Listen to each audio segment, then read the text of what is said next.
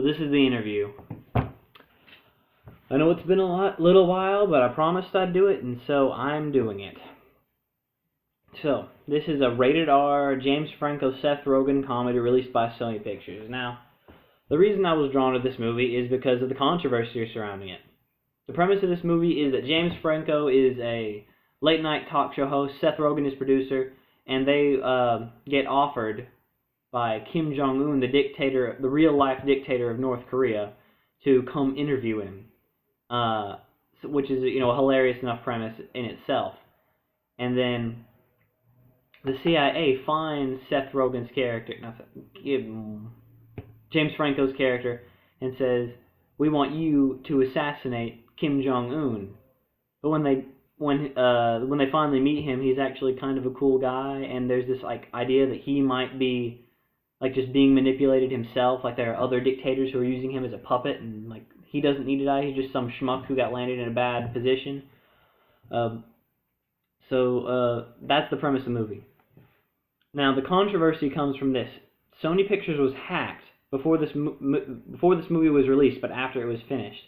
Apparently, leaders in North Korea saw this movie and found it so offensive for its portrayal of Kim Jong-un and its portrayal of North Korea that they threatened to bomb any movie theater that showed this movie ever. Naturally, it didn't happen, or we would have heard about it by now. But that was the controversy, and that is why many people have been either avoiding this movie like the plague or flocking to this movie just to see what could have been so bad. This movie is horrible, but it's also really good.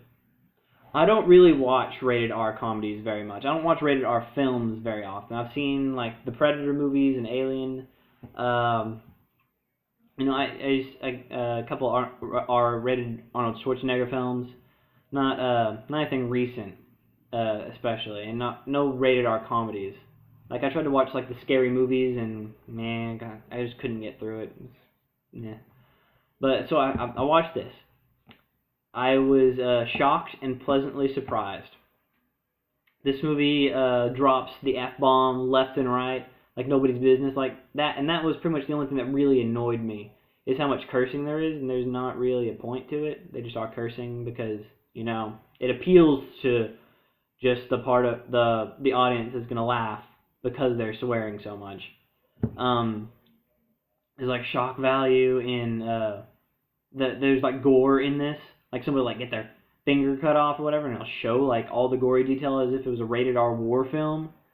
But it's just because there's nothing to imply that would come up, or in the early parts of the film.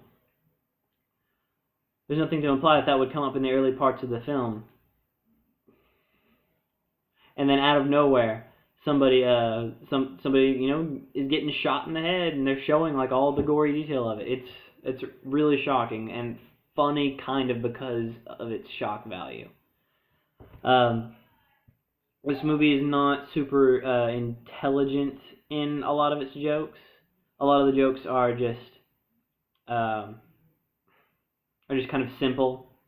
They're base jokes, sexual innuendo jokes, or bodily fluid jokes, or gore jokes.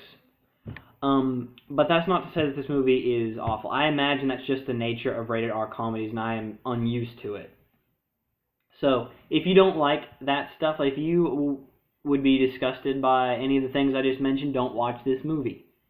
But if you don't watch rated R comedies in general, don't watch this movie. There's not enough here to pull it away from that. But if you do like rated R comedies, I think I'd actually recommend this. Because with all that stuff I just said, there's a bit more to this movie than just that stuff. First of all, the thing I liked most about it is it has a followable storyline. It's not like the scary movies where it just kind of falls apart and starts to just be about the joke. You actually care. Are they going to actually kill the guy? Will they go through with it? And also, can they kill him and escape? You do care about this. If you pulled all the jokes out and made this a drama, it would still work. It might be kind of weak, but it would still definitely work. It is cinematically solid.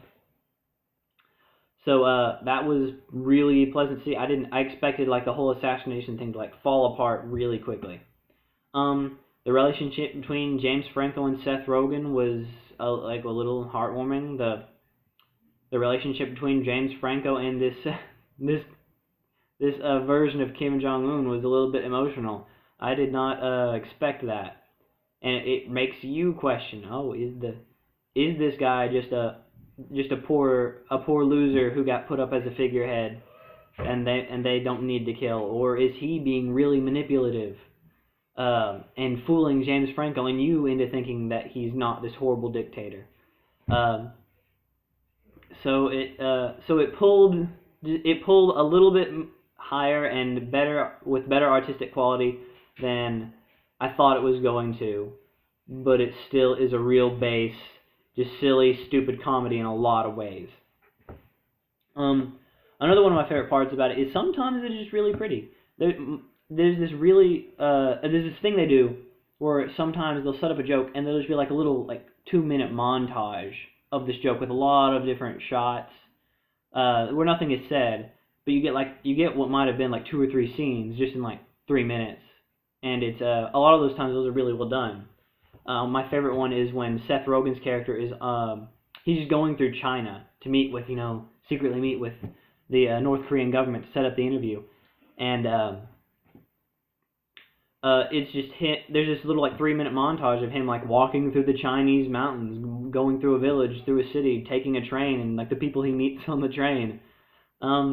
And that just little 3 minutes was really pretty and kind of artistic, which it's surprising. There's several of those throughout the movie, so I was pleasantly surprised. Okay, so like I said, if you don't like base humor, gore, and a lot of cursing, then don't watch this. This will do nothing to change your mind about R-rated comedies. But if you're an R-rated comedy fan, then watch this, because this one is pretty good. It's funny. It's got some heart there. That's some surprising heart there. A story arc that you'll actually root for and is followable. So I do recommend it. I'm ultimately giving this movie a 6 out of 10. Now that's me personally. I didn't like the gore. I didn't like the cussing. So if there was nothing good about this movie, I would have given it like a 3, because I kind of hate that kind of stuff. But because there was so much good stuff within that nasty package, I give it a 6. So I do slightly recommend that you see it. I really recommend it if you do like that kind of stuff. So that's it, guys. Those are my thoughts on The Interview. I'll see you later.